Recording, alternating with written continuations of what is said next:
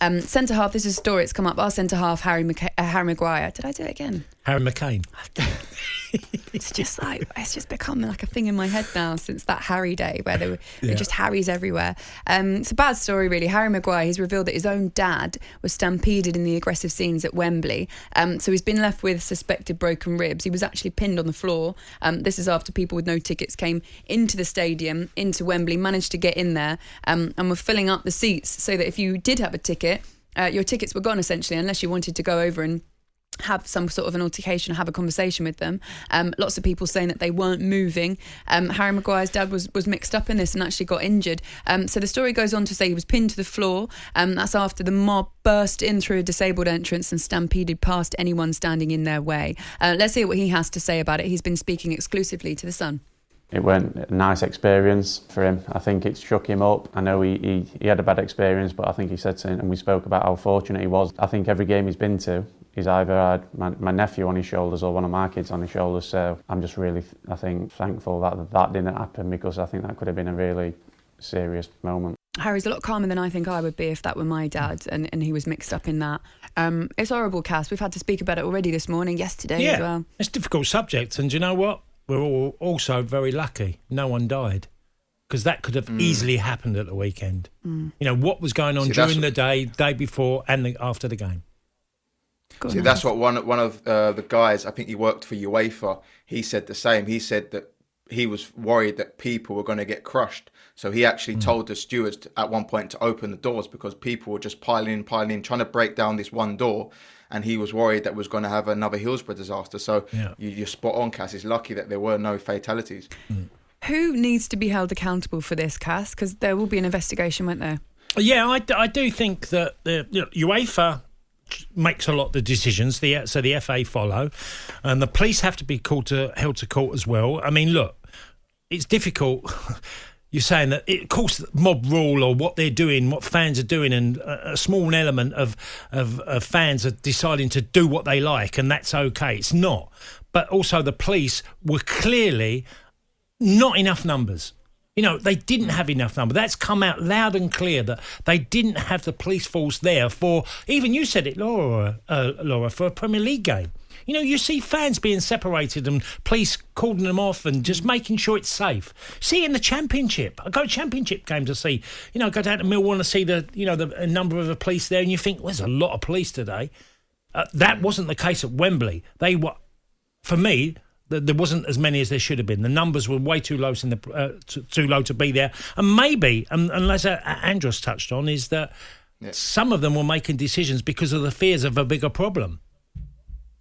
And I say it again, I saw an article in one of the papers the day before saying loads of fans broke into Wembley without a ticket. Security is going to be hyped up because more fans are going to try to do the same for the final. So we knew this was coming. If I'm reading that and I didn't have a ticket and I'm that way inclined, I'm going to jump on. I'm going to try and get in as well. So we should have been prepared for this. And for me, like Cascade, I don't know if it's UEFA, I don't know if it's the FA, I don't know if it's the policing, I don't know who has to be held accountable. But there should never have been, that situation should never have arisen 2 games in a row. Andros, you played for England 13 times. Did you ever worry about your family in the stands at any point in any of those games?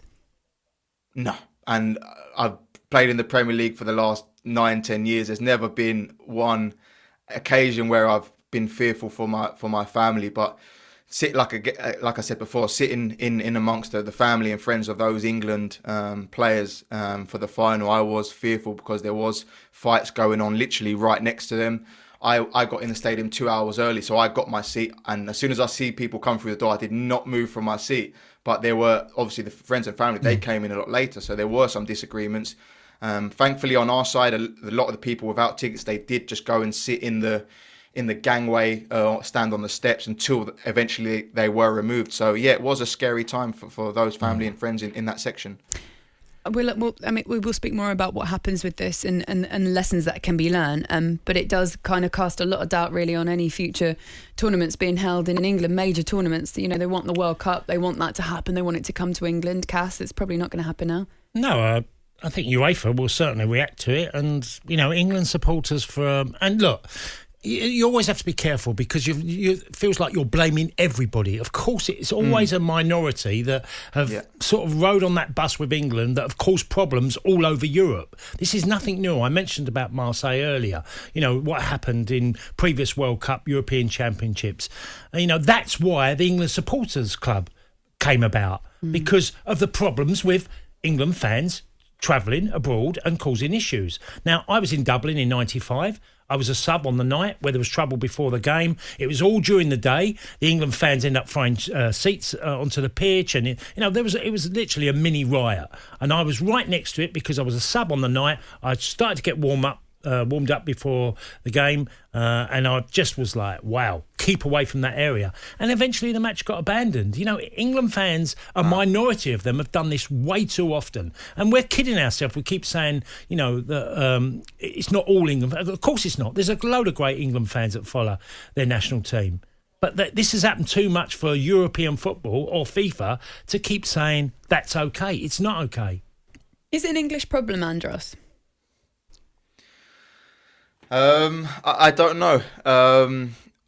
Listen, obviously it seems to always be the English, but I don't know whether that's because we're in England, we're scrutinising English football, that we see it more than what other countries do. I honestly can't answer it, but we should have been prepared for it. I say it again, we should have been prepared for it. If it is an English problem, if it did happen, like Cass said, when he was playing, why were we not prepared for it? Why was there not more policing? Why was there not horses like we see in Premier League games? It feels like there was less security than in a normal Premier League game, which I don't see how that can be the case. Now, look, England fans have been a target because of the hooliganism of the 70s and 80s.